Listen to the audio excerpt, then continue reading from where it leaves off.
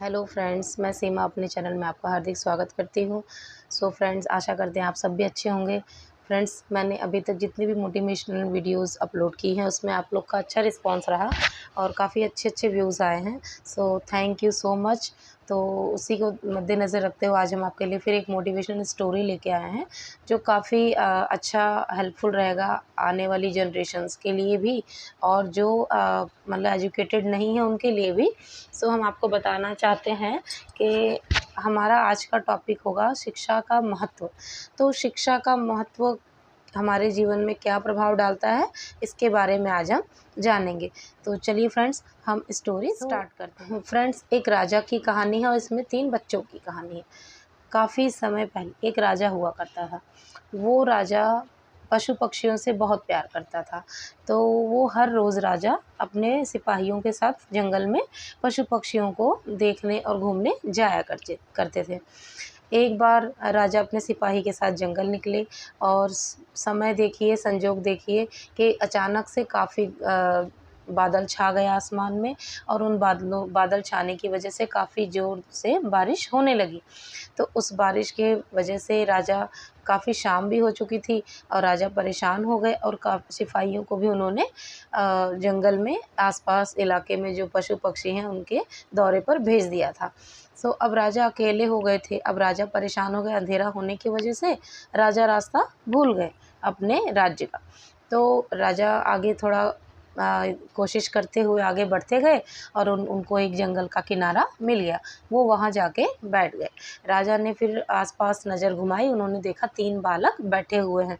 राजा ने उन तीनों बच्चों को आवाज़ लगाई, बच्चे राजा के पास आए और राजा ने बच्चों से कहा, बेटा, हमें बहुत ज़ोर से भूख लगी है और हम अपना रास्ता भूल गए हैं राज्य का। तो क्या आप हमें खाने को कुछ और पीने को कुछ दे सकते हैं? तो बच्चों ने कहा, हाँ बिल्कुल महाराज, हमारा घर पास में ही है, आप यहाँ ठहरिए, हम घर से आपके लिए कुछ भोजन का प्रबंध करके ले आते हैं। सो बच्चे गए और राजा के लिए खाने के लिए और पानी व्यवस्था करके ले आए। राजा ने अच्छे से खाया, उनका पेट भर गया, उनको काफ़ी अच्छा लगा। बच्चों की ये जो आदत थी ये उनको काफ़ी प्रभावित की। तो राजा ने खुश होकर बच्चों से कहा, बेटा आप लोग को क्या चाहिए? जो कुछ चाहिए आप मुझसे मांग सकते हैं। मैं एक राजा हूँ, मैं आपको सारी चीज़ें दूँगा। तो बच्चे थोड़ी देर सोचने लगते हैं, फिर बच्चों से रहा नहीं जाता है तो उसमें से एक बच्चा बोलता है, महाराज मुझे तो गाड़ी और महल चाहिए, जिससे कि मैं महलों में आराम से ठाठ से रह सकूँ और गाड़ी से घूम सकूँ। तो पहले बच्चे की बात सुनकर दूसरा बच्चा भी प्रभावित हुआ। उसने भी तुरंत अपनी बात कह दी, महाराज मुझे तो धन चाहिए और दौलत चाहिए ढेर सारा, जिससे मैं अच्छा खा सकूं और अच्छा पहन सकूं, क्योंकि मैं बहुत अच्छा खा पहन नहीं पाता हूं अभी, तो मुझे तो धन चाहिए।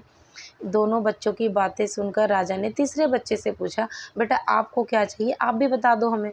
तो तीसरा बच्चा सोचकर कहता है, राजा मुझे न धन चाहिए न महल चाहिए, मुझे तो शिक्षा चाहिए, मुझे ज्ञान चाहिए, मुझे आगे मेरे माता पिता इतने सक्षम नहीं हैं कि मुझे अच्छे से अच्छे स्कूल में पढ़ा सके और मैं आगे बढ़ सकूं। तो महाराज मुझे हो सके तो ज्ञान दीजिए, ज्ञान दिलवाने की कृपा करें। राजा उस बच्चे की बात सुनकर बहुत ही खुश होते हैं और प्रभावित होते हैं उस बच्चे से। तो राजा उस बच्चे के लिए अच्छे विद्यालय में पढ़ाई का प्रबंध करवाते हैं और वो बच्चा काफ़ी मेहनती और लगनशील था। तो बच्चे ने अपनी पढ़ाई में काफ़ी रुचि दिखाई और पढ़ लिख कर एक अच्छा विद्वान व्यक्ति बन गया। फिर काफ़ी समय बाद वो जब पढ़ाई करके लौटा तो वह राजा के पास मिलने गया। राजा ने उसकी बुद्धिमत्ता को देखते हुए उसे अपने दरबार में मंत्री के पद पर। तो कुछ समय बीत गए, फिर राजा ने एक दिन अपने मतलब उस बालक से पूछा जो तीसरे नंबर का था कि आप कर रहे हैं, कभी उन्हें दावत पर बुलाओ। तो मंत्री कहता है, जो तीसरे नंबर का बालक था वो कहता है, ठीक है महाराज। तो वो अपने दोनों दोस्तों को राज दरबार में बुलाते हैं।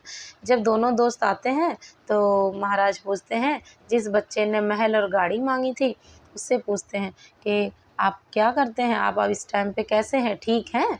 तो बच्चा कहता है, अरे महाराज मैंने तो बहुत बड़ी गलती की, महल और तूफान आया, उसमें मेरे महल और मेरी गाड़ी सारा कुछ बह गया, अब मेरे पास कुछ नहीं है, अब मैं फिर पहले की तरह एकदम बेकार हो चुका हूँ। फिर राजा दूसरे बच्चे से पूछते हैं जिसने धन की डिमांड की, हाँ तुम्हारा क्या हाल है बेटा? तो बच्चा कहता है अरे महाराज, मुझसे भी बहुत बड़ी भूल हो गई जो मैंने आपसे धन मांग लिया। धन तो जितने टाइम हमारे घूमता रहा, मैंने बेफिजूल के पैसे खर्च किए। उस खर्च के दौरान मुझे ये नहीं पता लगा कि रखा धन कब तक चलेगा, और वो सारा धन हमारा वेस्ट हो गया। सो आज मैं फिर से निर्धन ही हो गया। मैंने जब तक पैसा था तब तक उड़ाया और खाता पीता रहा, सोता रहा, कोई काम नहीं करता था। तो आज मैं फिर अपनी उसी स्थिति पे आ चुका हूँ। जिसको महाराज ने पढ़ा लिखा कर अच्छा विद्वान बनाया, उसको उसके दोनों दोस्त देखकर काफ़ी खुश हुए। और उस बच्चे ने कहा, मैं इसीलिए कहता था कि सबसे अमूल्य शिक्षा। शिक्षा ऐसी चीज़ है जो कभी नष्ट नहीं होती, जो कभी ख़राब नहीं होती। एक शिक्षा ही हमारे जीवन में ऐसा प्रभाव डालती है कि जिसकी वजह से हम आगे बढ़ते रहते हैं और हमारा विकास भी अच्छा होता है, जिसकी वजह से हम अच्छी सोच और अच्छे लोगों से संपर्क और आगे अपने जीवन को व्यवस्थित सुव्यवस्थित बना सकते हैं। और आने वाली पीढ़ी को भी हम अच्छी सकते हैं, उनको अच्छा व्यवहार, अच्छा आचरण सिखा सकते हैं। और ये शिक्षा ही ऐसा अमूल्य धन है जो कभी हमारे पास से कोई छीन नहीं सकता। सो फ्रेंड्स, इसीलिए कहा जाता है कि इंसान के पास धन रहे चाहे ना रहे, महल हो चाहे ना हो, लेकिन अगर शिक्षा पहचान है, अक्षरों का ज्ञान है, तो उसके आधार पर व्यक्ति धन भी प्राप्त कर सकता है, महल और गाड़ियाँ भी खरीद सकता है। लेकिन अगर धन है और आगे तरक्की नहीं कर सकता। इसीलिए फ्रेंड्स, हमारे जीवन में सबसे महत्वपूर्ण चीज़ है शिक्षा। तो मेरा आप लोगों से यही निवेदन है कि जो भी बच्चे हैं या जो भी और भी लोग हैं, सबको अपने बच्चों को प्रेरित करना चाहिए पढ़ने के लिए आगे अग्रसर हों। क्योंकि कुछ पेरेंट्स ऐसे होते हैं जो बच्चे तो हैं उनके पास, लेकिन वो अपने काम में इतना व्यस्त हैं कि खुद अशिक्षित होने के कारण बच्चों को भी शिक्षा का महत्व नहीं बता सकते और बच्चों को शिक्षा के आगे शिक्षा के लिए अग्रसर नहीं करते हैं। बच्चे 11-11 साल के हो जाते हैं, फिर भी उन्हें नर्सरी की क्लास में भी नहीं भेजा है, बच्चों ने स्कूल का मुँह भी नहीं देखा है। ऐसे बच्चे भी हैं। तो कृपया ऐसे अभिभावक, ऐसे माता-पिता अपने बच्चों को स्कूल भेजें और उन्हें शिक्षा दिलवाएँ, उन्हें ज्ञान दिलवाएँ, जिससे कि वो आगे अपने जीवन में किसी भी अच्छे से कर सकें। सो फ्रेंड्स, आज का हमारा ये टॉपिक सबको मोटिवेट ये करता है कि शिक्षा बहुत ही ज़रूरी है, बहुत ही अनिवार्य है। तो सभी बच्चे अपनी-अपनी पढ़ाई में अपनी-अपनी शिक्षा को लेकर काफ़ी कॉन्फिडेंस रहें और उन्हें अच्छे से आगे पढ़ाई के लिए प्रेरित किया जाए। हर माता-पिता और हर बच्चे को, अपने आस-पास के छोटे बच्चों को भी यही कहना चाहिए कि इन्हें स्कूल डालिए और स्कूल भेजिए, क्योंकि स्कूल से ही बच्चों का जुड़ा है। अगर बच्चों के पास शिक्षा नहीं है तो बच्चों के जीवन में, बच्चों के लाइफ में शिक्षा ना होने के बाद कुछ नहीं रह जाता। और दूसरी चीज़, शिक्षा से जीवन है, ना कि जीवन से शिक्षा है। अगर शिक्षा है हमारे पास तो हम अपना जीवन सुव्यवस्थित बिता सकते हैं। लेकिन अगर हमारे पास शिक्षा का अभाव है, हमारे पास शिक्षा की ज़रूरत नहीं अगर है और हमारे पास शिक्षा का ज्ञान नहीं है, तो वह हमारे जीवन को सुव्यवस्थित नहीं कर सकता।